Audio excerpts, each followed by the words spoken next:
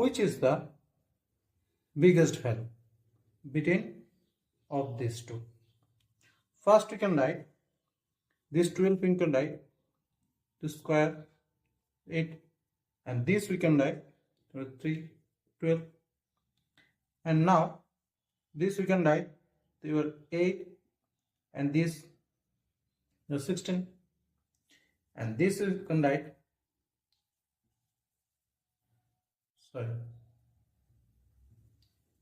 2 36, and now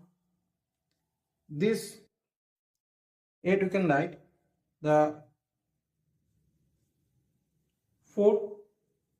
8 you can write this 16, and this the 9 and 4, and this is the 16, and here we can write the say 12 plus 16 we can write, and this is the 20 plus 16, and this is the 20, and this is the 16, and this we can write the 5 to the power 4 20 we can write, and this,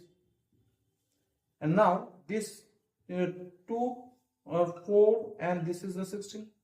So 16 and 16 similar, 4 power and 4 power is 9, and this is the 32. So this is the bigger,